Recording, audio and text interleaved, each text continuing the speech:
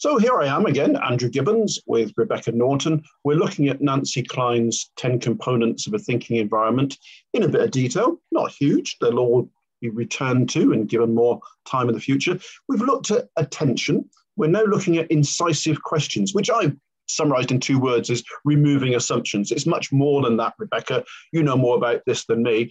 What's incisive questions all about? Oh, it's a good point. It's a good one, isn't it, this one? So it's about removing assumptions that limit ideas. And I think for this one to work, you have to already be applying that first one, attention.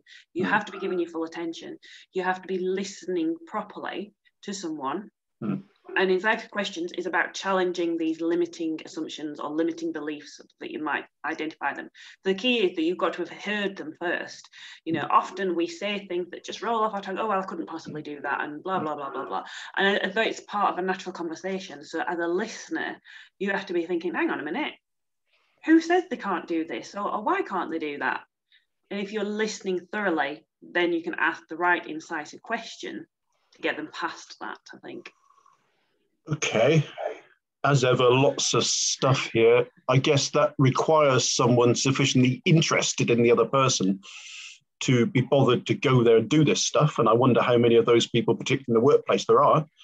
It also, for me, means the acceptance of limiting assumptions, that you actually own these, that you believe that someone else's perception of your limiting assumptions are fact. Let's explore limiting assumptions a bit. What do we mean by that? Because it might sound a bit psychobabbly.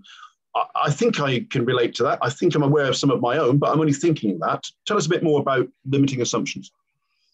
Yeah, my understanding is very similar to the sort of limiting beliefs. I'm making an assumption about a situation or a person based on my frame of reference or based on my experience with that situation or that person before. That's not necessarily accurate or true.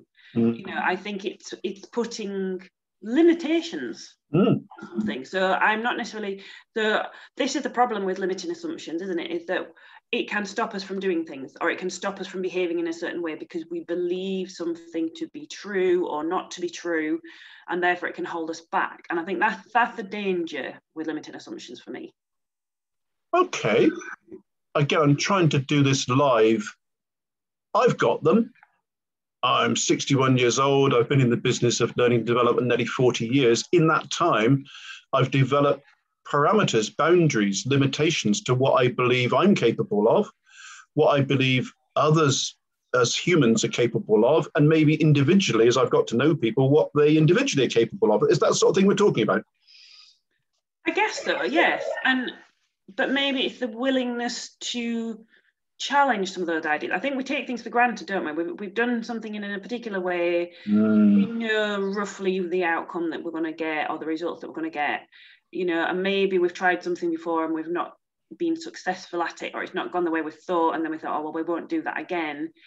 I think that's an interesting point. And when you were just talking about that, then it is fascinating, because I'm thinking, well, actually, you know, sometimes we maybe don't want to try something new, or maybe we're not willing. So you're right. I think there's got to be an acceptance there in the first instance that maybe we are limiting ourselves, and we don't always realize that. So I think this is where the partnership thing comes in, or that incisive questioning, is sometimes we need somebody else to point it out to us. And I think that for me is the key, having someone else who's given their full attention to us, who's listened thoroughly, and who's sort of questioned whether what we've just said is true, whether it is accurate, whether it's helpful or not, and then are able to devise a question that would help us to see something different.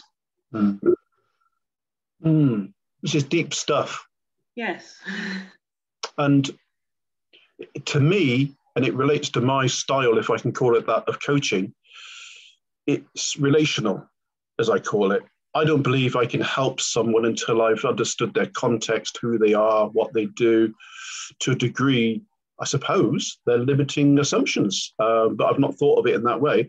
I've always taken the view that I've needed to get to know someone for months, not 3 days, to make a real impact. I know that conflicts with some other people who think they've got magic powder that can mean, hey, look, I've coached this person, that immediately marvelous. I don't think that happens. But then that might be a limiting assumption. Maybe that is possible. It's starting to make me wonder about everything I say might be based upon a limiting assumption.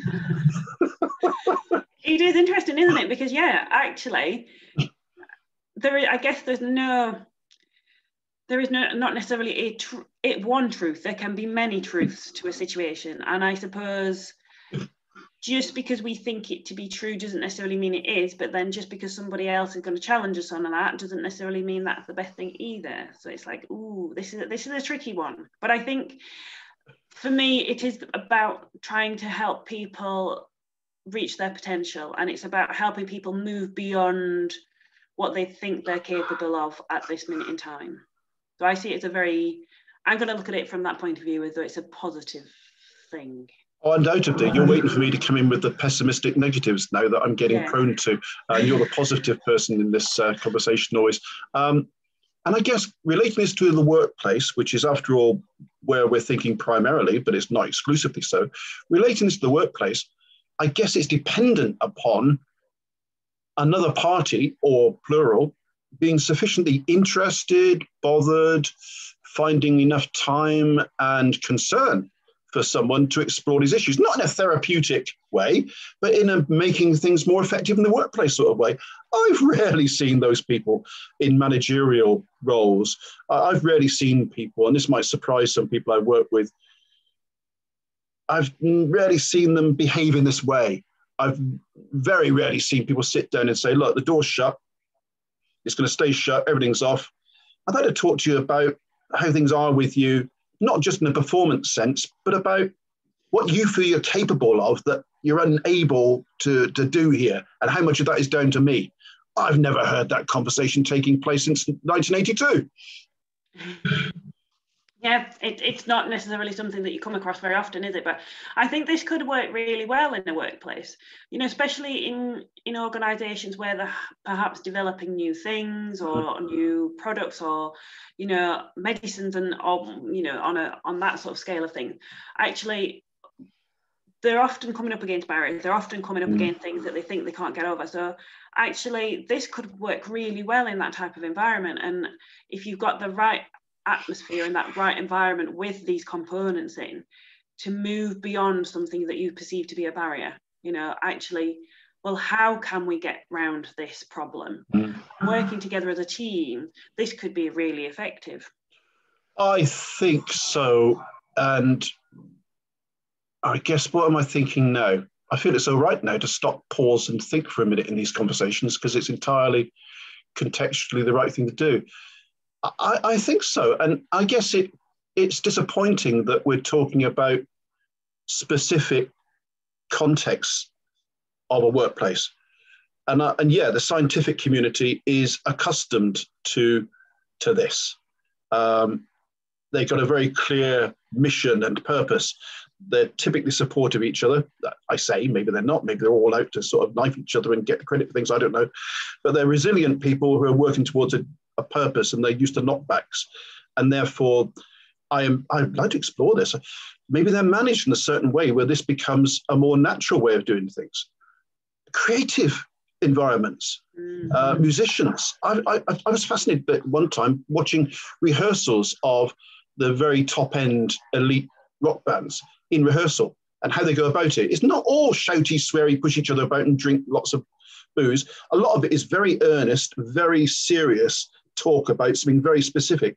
And they're hugely supportive of each other because they know each other. They live with each other. They spend years at a time on the road with each other.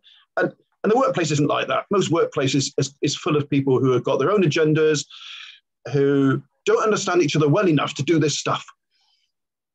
Yeah, I think it's interesting, isn't it? It used to lend itself better to particular work environments or work cultures and things, but it shouldn't do. I think this could make a huge difference to everyone, but not an easy one, this one, I don't think. But not easy, and I think, and I've just interrupted you. Dang, I'm getting very conscious of interruptions now since the Blue Book, Nancy's Blue Book on interruptions. I think you're right. It's difficult, but its difficulty shouldn't be the reason organizations and teams and individuals give for not doing it. Correct. And I think we have to get rid of that limiting assumption that people can't do it. I think so. And we'll come back to all of these. We really will, because they merit it. But I'm going to pause this at that point and move on to the next very shortly. Thank you, Rebecca. Thank you.